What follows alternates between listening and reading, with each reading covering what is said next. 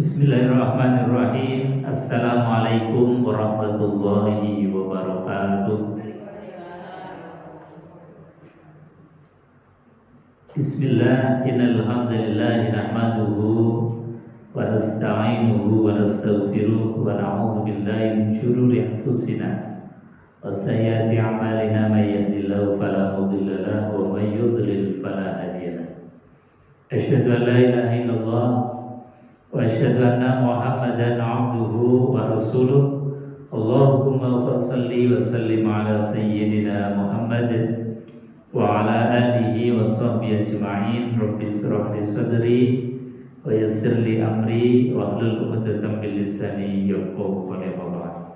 Ibu-ibu jamaah pengajian Selasa pagi Masjid An-Nur yang dimuliakan Allah Subhanahu wa taala. Alhamdulillah, pagi hari ini kita bisa hadir kembali di tempat yang mulia ini untuk mengkaji, belajar bersama tentang Sirah Nabawiyah, sejarah Nabi Muhammad SAW, dan juga sejarah bagaimana Islam itu mulai dikenal, berkembang dari mulai zaman awal Rasulullah SAW, sahabat, tabi'in, dan juga sampai dengan kita. Kemarin sudah kita bahas tentang orang-orang yang awal masuk Islam selain orang Arab. Ini dari berbagai macam kelompok. Ada yang dari orang biasa, ada yang dari orang terpelajar. Di antara orang terpelajar itu dicirikan mereka yang terpelajar zaman itu adalah para ahli syair. Jadi kalau orang itu sudah bisa bersyair dan syairnya itu tertempel di Ka'bah, itu sebagai bukti bahwa mereka secara akademisi itu diakui oleh kaumnya. Ini orang yang terpelajar di zaman itu. Di antaranya adalah Suwaid bin Samin. Kemudian kemarin ada Tufail bin Amr ad-Dausi. Itu termasuk orang terpandang, orang yang ahli syair atau penyair. Juga ada orang yang dari kalangan remaja, seperti dulu sudah kita bahas, yaitu Iyas bin Mu'adz. Nah, pagi hari ini kita akan mempelajari termasuk orang yang terpandang zaman itu yang masuk Islam adalah dari kelompok tabib atau seorang yang biasa untuk memberikan pengobatan. Nah, saking terkenalnya tabib ini, atau kalau sekarang ya dokter, mungkin dokter spesialis, sehingga dia itu terkenal ketika banyak penyakit atau penyakit apa datang kepada dia, maka menjadi sembuh. Itu namanya Dimad al-Azdi. Dia berasal dari Asy-Syanu'a, daerah Yaman. Yaman itu arah selatan Mekah. Jadi arah selatan Mekah ada seorang tokoh namanya Dimad al-Azdi. Dia seorang tabib yang biasa mengobati penyakit. Nah, saking percaya dirinya dan terkenalnya dia, ketika mendengar ada Muhammad yang mengaku diri sebagai nabi, yang dihembuskan informasi oleh orang-orang Arab bahwa Muhammad ini terkena penyakit gila atau sawan, atau akalnya itu dianggap kurang waras. Maka Dimad al-Azdi ini merasa terpanggil, dan juga terpanggil tapi dalam bahasa untuk merendahkan Rasulullah SAW. Jadi dianggapnya Nabiullah Muhammad SAW itu gila, kemudian menyampaikan kepada Nabi Muhammad SAW, Muhammad, kamu ini kalau pengen sembuh katanya, maka datanglah padaku, nanti akan aku berikan resep kesembuhan. Karena aku ini terkenal sebagai tabib yang bisa menyembuhkan berbagai macam penyakit. Ini salah satu kesombongan dan juga orang yang terpengaruh dari isu-isu yang mengatakan bahwa Muhammad itu gila, Muhammad itu majnun, Muhammad itu tidak waras. Makanya kemudian Nabi SAW ini karena beliau itu memang tidak gila, akalnya waras, sehingga apa? Menjawab satu kalimat bulian dari Dimad Al-Azdi ini dengan sesuatu yang luar biasa. Kemudian Allah turunkan ayat untuk sebagai jawaban kepada Dimad Al-Azdi ini. Nabi SAW mengucapkan, ini kalimatnya sebetulnya tidak asing bagi kita, dan ini kalimat yang spektakuler.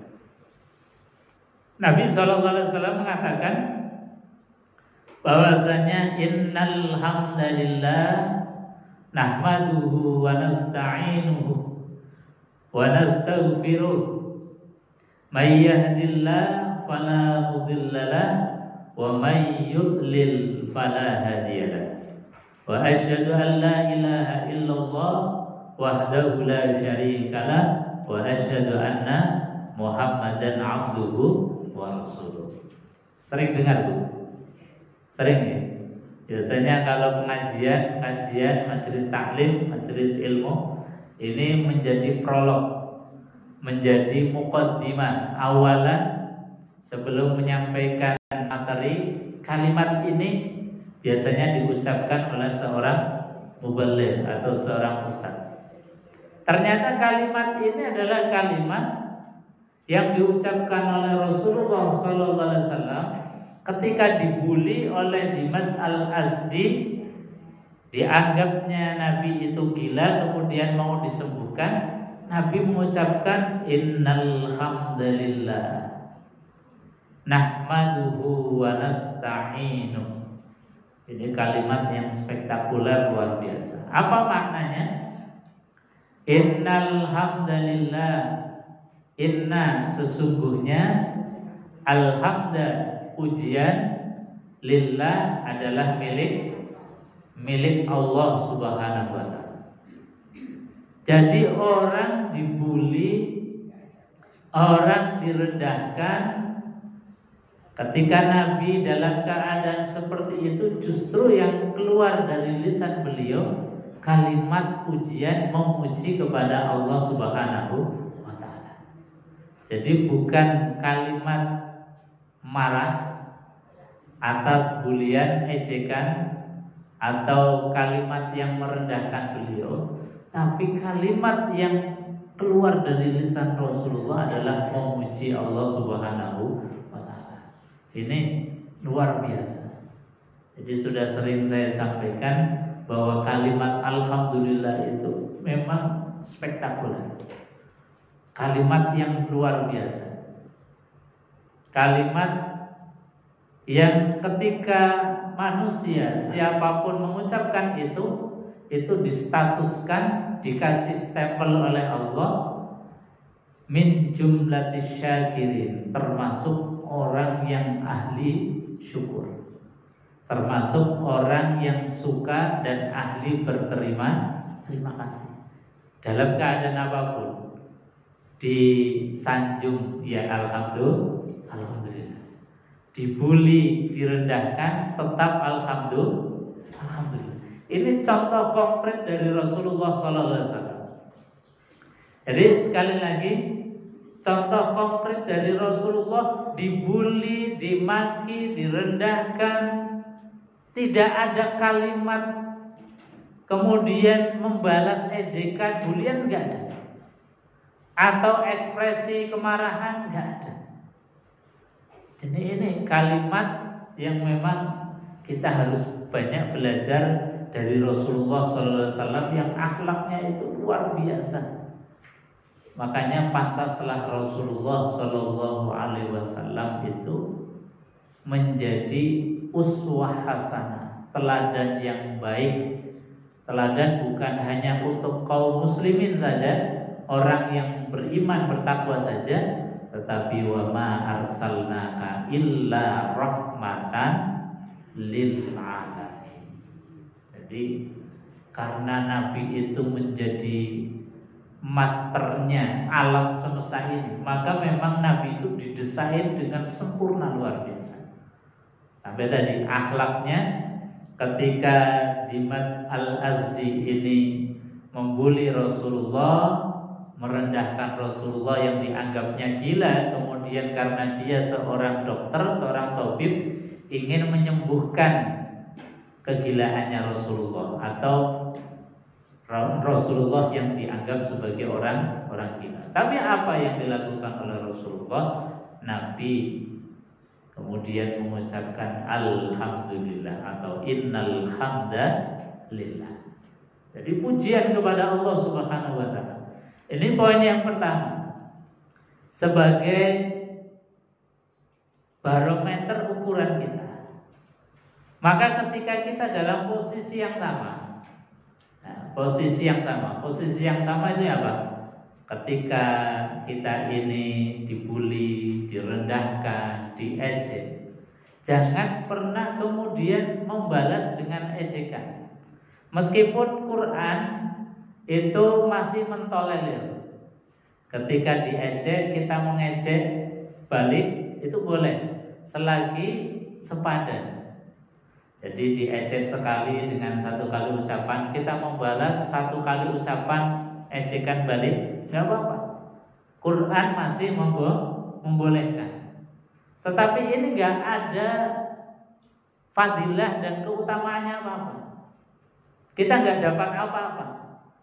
Kita akan mendapatkan sesuatu dari ladang amal ejekan orang lain ketika kita diejek, dihina, dibully, dicaci, yang keluar dari lisan kita sebagaimana yang dicontohkan oleh baginda Rasulullah SAW. Apa itu? Innal hamdalillah. Sakit bu. Latihan ya, latihan. Jadi dibully, diejek, balasannya apa? Innal hamdalillah. Ketika kita bisa seperti itu, baru ini ladang pahala untuk kita. Ini ladang pahala yang kita nggak sia-siakan. Artinya apa? Saat dibully, dicaci, dan kita ini justru memuji Allah Subhanahu wa taala, itu pahala mengalir kepada kita. Tetapi ketika kita membalas ejekan, bulian, meskipun itu dibolehkan oleh Quran yang sepadan, saat itu sebetulnya kita menyia-nyiakan ladang pahala yang Allah siapkan untuk kita. Tapi biasanya waswisu fi sudurin nas, dihembus-hembuskan oleh setan. Ayo balas, ayo balas. Ayo, kemudian jangan terima. Ayo marah, ayo marah. Ini fitrahnya manusia memang begitu. Tapi yang dicontohkan oleh baginda Rasulullah SAW adalah innal hamdalillah. Sesungguhnya pujian itu adalah milik Allah Subhanahu wa taala. Alhamdulillah boleh. Pokoknya ada kalimat pujian. Kalimat pujian. Kalau inna itu sebetulnya itu kan hanya penguat. Sesungguhnya pujian itu adalah milik Allah. Kalau kita mencukupkan dengan alhamdulillah, segala puji bagi Allah, itu sudah mencukupi. Jadi pokoknya dalam keadaan apapun itu alhamdulillah. Sebab apa? Alhamdulillah dalam keadaan senang, bahagia, Itu alhamdulillah yang memang wajar. Kita dapat nikmat alhamdulillah. Wajar betul? Wajar. Kita dapat kesenangan, pujian dari orang alhamdulillah. Wajar. Justru ketika kita ini dikasih nikmat kok tidak alhamdulillah, maka itu yang disebut sebagai kurang ajar, kurang syukur. Ketika kita ini dibully, dicaci, alhamdulillah, itu luar biasa. Itu ladang pahala yang luar biasa. Maka tadi ini adalah satu contoh cermin dari baginda Rasulullah Sallallahu Alaihi Wasallam ketika dalam keadaan direndahkan. Ini Rasulullah tidak marah, tidak balas merendahkan, tetapi yang keluar dari lisan Rasulullah adalah kalimat pujian kepada Allah, innal hamdalillah. Ini latihan kita. Dan sesuatu yang berat ini kalau nggak kita latih, ini ya tadi yuwaswisu fi sudurin nas, dihembus-hembuskan hawa nafsunya oleh setan. Pengennya ya ketika kita itu dizolimi, pengennya menzolimi balik. Ketika kita dihina, pengennya balas menghina. Ketika kita disakiti itu pengennya balas sakiti. Itu sudah fitrahnya manusia itu begitu. Tapi ketika fitrah ini tidak dikendalikan dengan ilmu, maka ladang pahalanya akan menjadi sia-sia. Tapi ketika kita lambari dengan ilmu, ya Allah, alhamdulillah, ini adalah ladang pahalaku ya Allah. Ini ada orang menghinaku, alhamdulillah. Makanya alhamdulillah itu dalam keadaan apapun, senang maupun susah, bahagia maupun duka, tidak boleh lepas dari kalimat alhamdulillah. Kemudian Nabi mengatakan nahmaduhu wa nasta'inuhu. Nahmadu, ini kami memuji Dia, Allah Subhanahu wa taala. Wa nasta'inu, dan kami memohon kepada Dia, Allah Subhanahu wa taala. Jadi setelah mengucapkan alhamdulillah sebagai kalimat baku, kemudian beliau mengatakan nahmadu, kami memuji. Padahal apa? Yang memuji Nabi SAW sendiri, tapi menggunakan kalimat nahmadu, bukan ahmadu. Bukan saya memuji, tapi beliau menggunakan kalimat kami memuji. Apa maknanya? Maknanya di dalam memuji kepada Allah Subhanahu wa taala, ini Nabi mengajak kepada siapapun untuk memuji kepada Allah Subhanahu wa taala.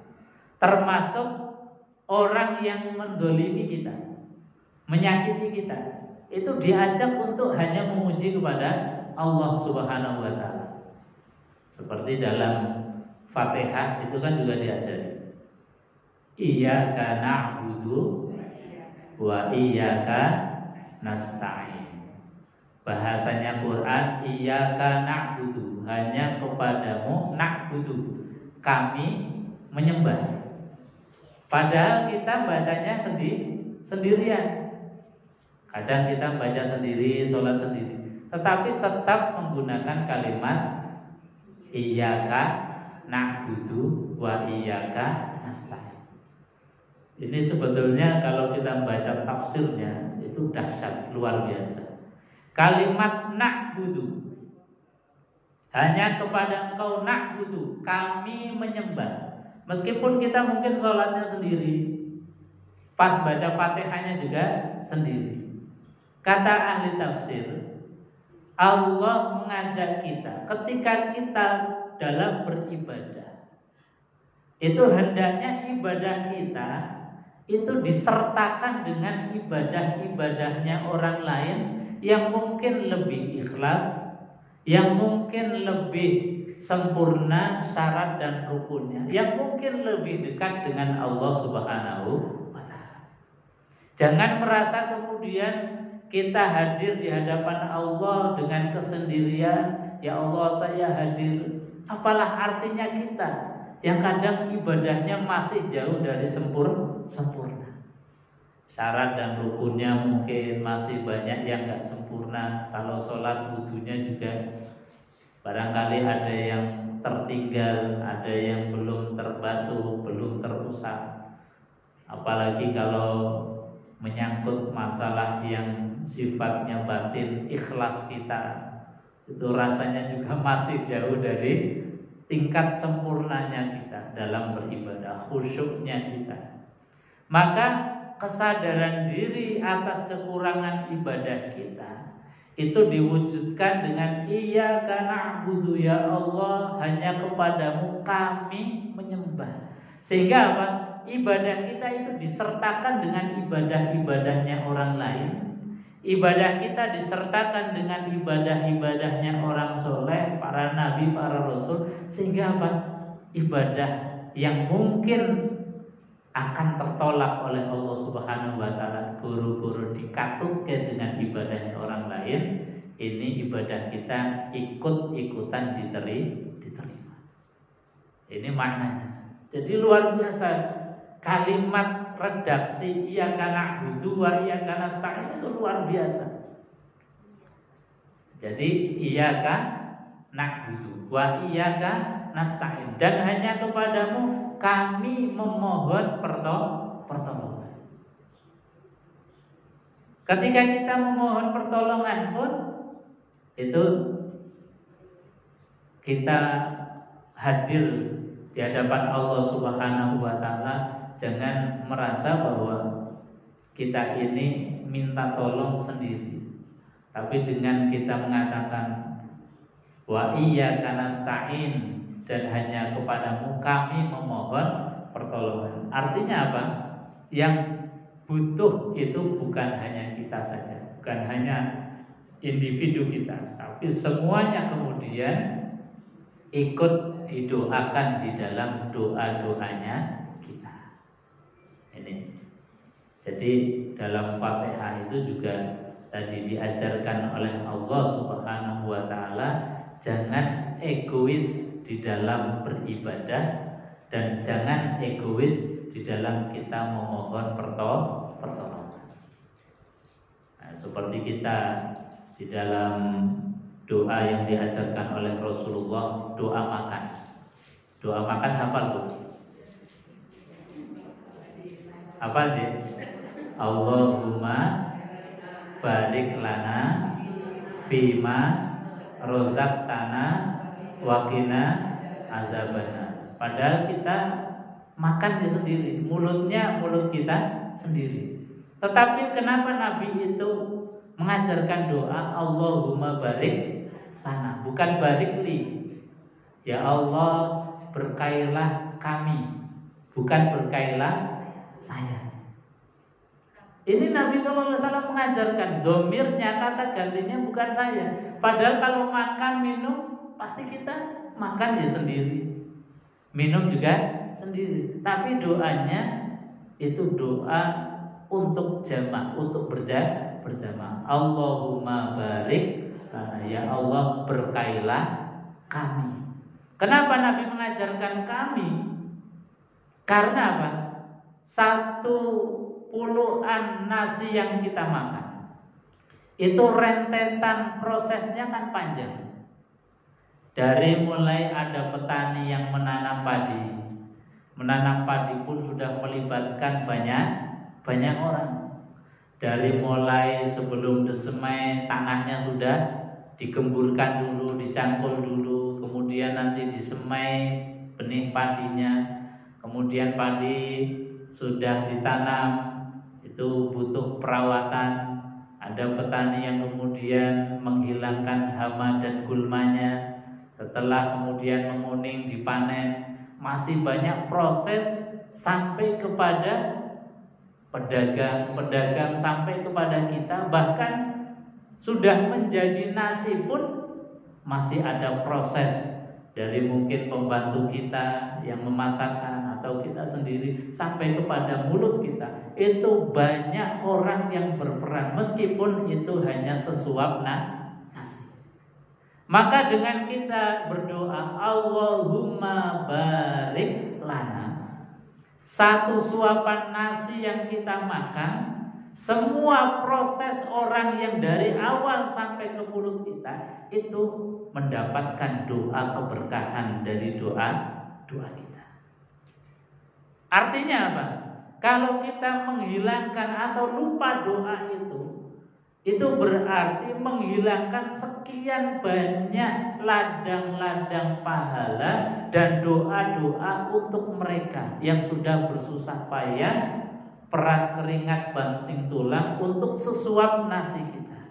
Ini hilang.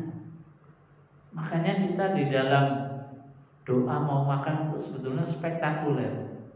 Kalau kita ini doa Allahumma barik lana, berarti sekian banyak orang yang kita doakan. Ketika kita lupa membaca doa itu, menghilangkan sekian banyak kesempatan doa dari orang-orang yang sudah berjasa kepada kita. Jadi Nabi itu di dalam kalimat-kalimat diksinya saja itu pilihan katanya luar biasa. Hanya domir kata gantinya. Jadi Allahumma barikli untuk kita. Kok Nabi mengajarkan Allahumma barik lana fima razaqtana, terhadap rezeki yang kami dapatkan. Ini doa yang diajarkan oleh baginda Rasulullah SAW. Makanya ketika kita mau makan minum itu tadi kita biasakan khusyuk betul. Kadang kita masih kalah dengan orang-orang non-muslim. Orang-orang non-muslim kalau makan itu khusyuknya luar biasa. Kita itu kadang-kadang kalah. Kita ingat Allah yang memberikan rezeki pas tengah-tengah makan. Sehingga kita susulkan doanya. Doanya kita susulkan. Tapi hendaknya menjadi tradisi kita. Kita mau makan khusyuk dulu lah. Jadi diam dulu. Kita mengenang proses masuknya, proses dari padi sampai ke mulut kita yang kita makan, nasi atau apapun, itu prosesnya panjang. Sehingga ketika kita mengenang itu akan mendapatkan berkahnya dari apa yang kita makan. Dan bukan hanya kita saja, tetapi semua orang yang terlibat di dalam keberkahan satu suapan nasi yang kita makan. Jamaah ibu-ibu hadirin yang dimuliakan Allah Subhanahu wa taala. Jadi di dalam hadis ini atau dalam keterangan ini Nabi mengatakan nahmaduhu, kami memuji Allah Subhanahu wa taala. Jadi Nabi mengajak kepada orang yang membencinya, membulinya itu, ayo sama-sama yang dipuji bukan egoisme kepintaran kita, tapi yang dipuji adalah zat yang memberikan kita kepintaran. Yang wajib dan layak dipuji adalah zat yang memberikan kita kesembuhan. Makanya Nabi mengatakan nahmaduhu, kami memuji Allah Subhanahu wa taala. Wa nasta'inu, dan kata Rasulullah, dan kami memohon pertolongan kepada Allah Subhanahu wa taala. Jadi kalian, kata Nabi, wahai Diman al-Azdi, meskipun kamu terkenal menjadi tabib yang biasa menyembuhkan banyak orang, penyakit-penyakit seringkali kamu berikan resep, disembur atau ditiup kemudian sembuh. Tapi yakinilah bahwa kesembuhan itu bukan dari kamu. Kesembuhan itu adalah mutlak dari Allah Subhanahu wa taala. Cuman kadang-kadang Allah itu titipkan melalui lisan kamu, melalui ilmunya kamu, melalui ikhtiarnya kamu. Tetapi sejatinya kesembuhan adalah kesembuhan atas pertolongannya Allah Subhanahu wa taala. Ini satu kalimat yang menjadi pondasi kita, dan ini harusnya menjadi ucapan dan kalimat kita, baik yang menjadi pasien maupun yang menjadi dokter. Ini kalimat ini adalah kalimat yang harus tanamkan terus dalam hati kita. Jadi sekali lagi, yang jadi pasien maupun yang jadi dokter, ini kalimat ini menjadi kalimat kunci. Kalimat kunci. May yahdillahu fala mudhillalah wa may yudlil fala hadiyalah. Kata Rasulullah sallallahu alaihi wasallam, may yahdillah, barang siapa yang diberikan hidayah petunjuk oleh Allah Subhanahu wa taala, fala mudhillalah, maka tidak akan ada yang bisa menyesatkan. Barang siapa yang diberikan kesehatan oleh Allah, maka tidak juga ada yang sanggup untuk memberikan sakit. Barang siapa yang diberikan kebahagiaan oleh Allah, juga tidak ada yang sanggup untuk memberikan kesengsaraan. Ini bahasanya Rasulullah luar biasa. Ini bahasa tauhid, bahasa akidah. Jadi kalau orang sudah ditakdir dapat petunjuk, tidak ada satupun yang bisa kemudian untuk membelokkan kepada dia. Tidak ada satupun yang bisa menyesatkannya. Begitu juga sebaliknya. Wa may yudlil fala hadiyalah. Barang siapa yang dibelokkan atau disesatkan, fala hadiyalah, maka tidak ada yang sanggup untuk memberikan hidayah. Dalam makna lain, barang siapa yang diberikan sakit oleh Allah, ditakdir sakit oleh Allah, ditakdir sengsara, susah oleh Allah, maka tidak ada satupun orang yang sanggup membahagiakan, tidak ada orang yang sanggup untuk memberikan kesembuhan. Karena takdir Allah itu menjadi takdir yang mutlak. Ini sebagai akidahnya kita. Akidahnya kita. Jadi dalam kita berikhtiar apapun, ini kuncinya may yahdillah fala mudhillalah wa may yudlil fala hadiyalah. Ya Allah, kalau Engkau itu memang mentakdirkan aku sakit, ya Allah, maka tidak ada yang sanggup untuk memberikan kesembuhan kecuali Engkau. Tugas kami ini hanya ikhtiar sebagaimana perintah-Mu, bahwa ikhtiar, usaha ini adalah takdir yang Allah berikan kepada kita untuk keluar dari permasalahan hidup kita. Karena apa?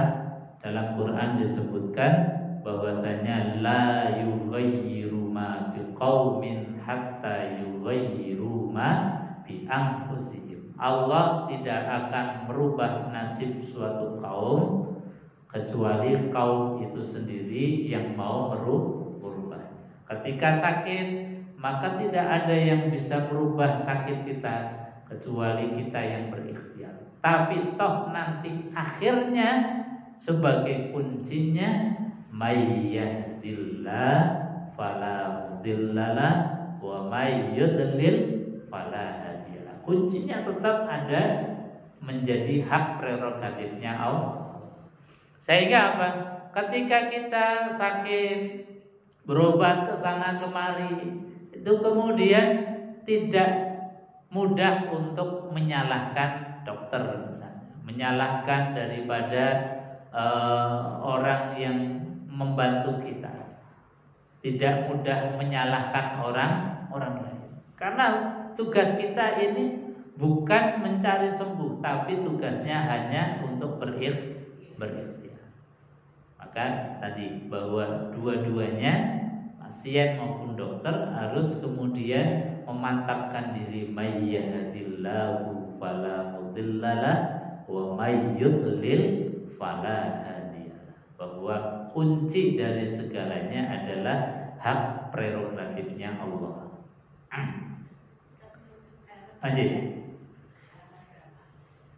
Halaman berapa Bu? Soalnya saya cetakannya beda ini.